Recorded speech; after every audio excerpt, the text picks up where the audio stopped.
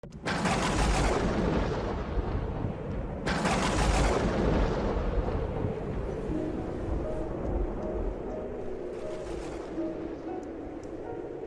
ce temps-là, Jésus disait aux pharisiens, « Il y avait un homme riche, vêtu de pourpre et de lin fin, qui faisait chaque jour des festins somptueux.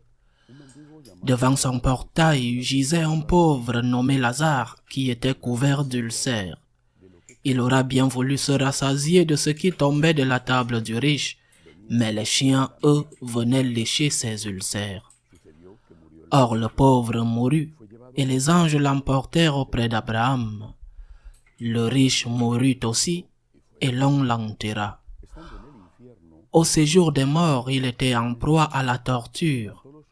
Levant les yeux, il vit Abraham de loin et Lazare tout près de lui. Alors il cria, « Père Abraham, prends pitié de moi et envoie Lazare tremper le bout de son doigt dans l'eau pour me rafraîchir la langue, car je souffre terriblement dans cette fournaise. » Mon enfant, répondit Abraham, rappelle-toi, tu as reçu le bonheur pendant ta vie et Lazare le malheur pendant la sienne. Maintenant, lui, il trouve ici la consolation et toi la souffrance. Et en plus de tout cela, un grand abîme a été établi entre vous et nous pour que ceux qui voudraient passer vers nous ne le puissent pas et que de là-bas non plus on ne traverse vers nous. Le riche répliqua, « Eh bien, Père, je te prie d'envoyer Lazare dans la maison de mon père. En effet, j'ai 5 frères, qu'il leur porte son témoignage, de peur qu'eux aussi ne viennent dans ce lieu de torture. » Abraham lui dit, « Ils ont Moïse et les prophètes, qu'ils les écoutent. » « Non, Père Abraham, dit-il, mais si quelqu'un de chez les morts vient les trouver, ils se convertiront. » Abraham répondit, « S'ils n'écoutent pas Moïse ni les prophètes, quelqu'un pourra bien ressusciter d'entre les morts. Ils ne seront pas convaincus. » Acclamons la parole de Dieu. Autant d'enseignements si importants dans ce fragment de l'évangile de Saint Luc, dans cette parabole. La première, il y a vie éternelle. Bien sûr, ce ne sont pas les paroles de Jésus. Ces paroles du Seigneur ne suffisent pas. Nous les acceptons parce que nous croyons en sa divinité. Mais nous croyons en sa divinité parce que lui-même est ressuscité des morts. C'est la grande preuve de la divinité de Jésus, sa résurrection. Le Christ est mort, le Christ est ressuscité des morts, le Christ est Dieu, il y a vie éternelle. C'est le premier enseignement que nous devons jamais oublier. Et puis, il y a 2 autres.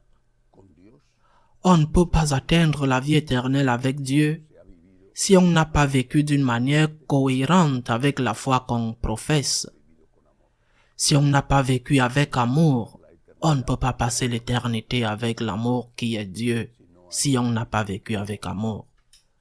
Si on n'est pas au moins mort avec repentir au dernier moment de sa vie. Deuxièmement, une fois que la vie se termine ici, il n'y a pas de marche arrière. Jusqu'à ce dernier instant, tu as une chance. Une chance difficile, honnêtement, parce qu'on meurt comme on vit.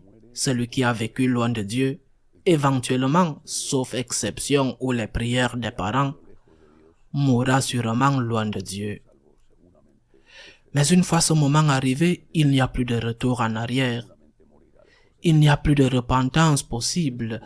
C'est un des enseignements de cette parabole que le Seigneur met dans la bouche d'Abraham. Il y a un fossé entre toi et nous, dit Abraham à cet homme riche. Il y a un fossé que personne ne peut franchir, ni dans un sens, ni dans l'autre. Il y a vie éternelle. Il faut vivre avec amour, ou au moins mourir repentant pour être avec Dieu et non en enfer. dans ce lieu de tourment et il n'y a pas de retour en arrière. Maintenant, la parabole se termine par une demande un peu étrange, car cet homme riche qui n'a eu aucune compassion pour ceux qui souffrent, il aime néanmoins sa famille et demande à Abraham d'envoyer Lazare comme ressuscité afin qu'il puisse convaincre ses frères et qu'eux aussi n'aillent pas en enfer. La réponse d'Abraham est énergique. Même si Lazare est ressuscité et apparaît dans leur maison, ils ne se convertiront pas. Je pense que c'est une autre leçon très importante. Parfois, certains d'entre nous, ou nous tous, non seulement demandent plus de temps pour se convertir. Je le ferai demain. Mais nous demandons des gestes, des événements extraordinaires. Nous demandons à voir pour croire. Cela ne sert à rien, pas même les miracles, même s'ils se produisaient sous tes yeux de façon si claire et manifeste qu'il n'y aurait aucun doute, que tout le monde pourrait voir que c'est un miracle, même pas. Tu ne croirais pas. Et tu ne te convertirais pas. Même pas, même si un mort se levait d'entre les morts. Une personne que tu as vue morte, même si elle ressuscite, tu ne croiras pas. La foi est un don, mais ce n'est pas un don que l'on reçoit contre sa volonté. Dieu ne fait avec personne. Dieu est un Seigneur, Dieu est un gentleman, Dieu n'est pas quelqu'un qui t'oblige à faire quoi que ce soit. Dieu est quelqu'un qui t'aide à faire le plus bien possible. Mais il ne t'oblige même pas à faire le bien.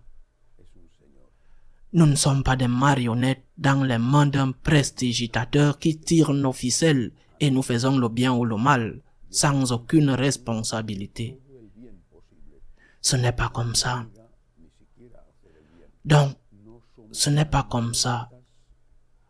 Comme nous sommes libres, comme nous avons le libre arbitre, si nous ne voulons pas croire, nous n'allons pas croire, même si un mort est ressuscité.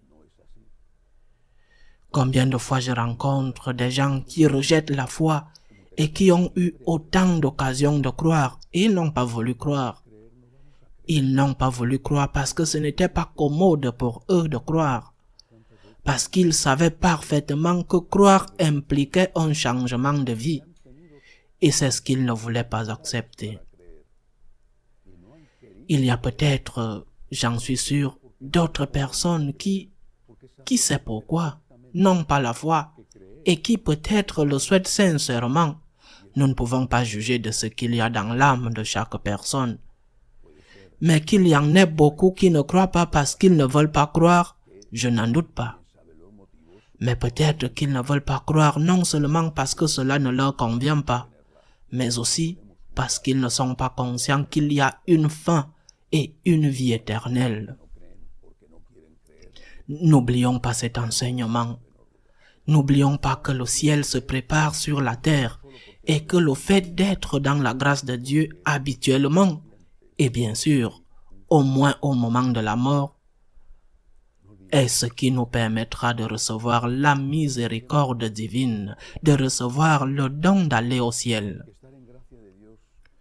Si on nous disait, en ayant assez d'argent bien sûr, si on nous disait que le système de retraite, le système de la sécurité sociale, les pensions qui sont versées après la retraite, si on nous disait que ces pensions vont être très rares ou inexistantes, et que ce serait une bonne idée de prendre un plan de vie, une assurance pension privée pour que lorsque ce que le gouvernement te donne, s'il te donne quelque chose, étant insuffisant, tu puisses le compléter. Et si tu avais de l'argent, tu le ferais. Tu prendrais une assurance pension privée. Tu épargnerais petit à petit, chaque mois un peu dans cette assurance privée pour que lorsque le moment de la retraite arrive, tu puisses avoir de l'argent pour vivre dignement, dans le cas naturel où tu as de l'argent pour épargner. La vie est comme ça. La vie est comme cela.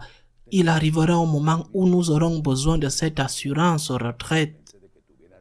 Nous en aurons besoin. Et maintenant, nous avons de l'argent à dépenser. Je ne parle pas d'argent en pièces, en billets. Je parle de la capacité d'aimer. Chaque acte d'amour est un investissement dans l'avenir. C'est mettre de l'argent dans une sorte de banque qui ne te fait pas payer et qui te donne tout. C'est mettre de l'argent sur le compte de l'amour que seul Dieu contrôle. Si toi, avec tes aumônes, aussi avec tes aumônes économiques, aussi avec ta générosité pour aider les pauvres, aider l'Église, si avec tes bonnes œuvres, et pas seulement avec ton argent, mais aussi avec ton argent, mais pas seulement. Si tu prépares ton avenir, lorsque le moment sera venu, tu n'auras pas la surprise de voir Dieu te dire, « Mon ami, autour de toi, il y a eu beaucoup de gens qui sont morts de faim et tu le savais. Tu l'as vu tous les jours aux informations.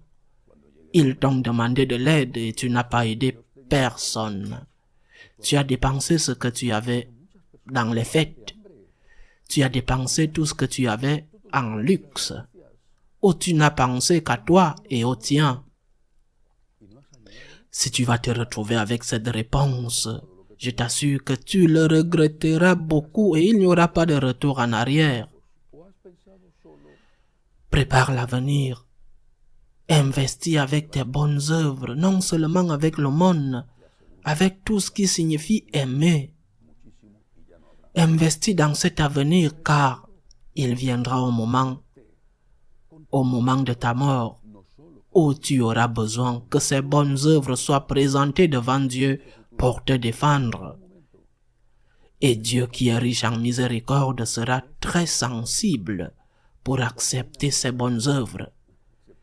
Et peut-être, après un temps au purgatoire, pour te permettre d'être avec lui pour l'éternité au ciel. Il y a vie éternelle. Le Christ est ressuscité. C'est le mort qui est ressuscité et qui nous assure qu'il y a vie éternelle. Préparons cette vie éternelle pendant que nous vivons sur cette terre. Et préparons-la maintenant, sans penser que nous le ferons plus tard. Parce que plus tard, nous n'aurons peut-être pas l'occasion de le faire. Loué soit Jésus-Christ.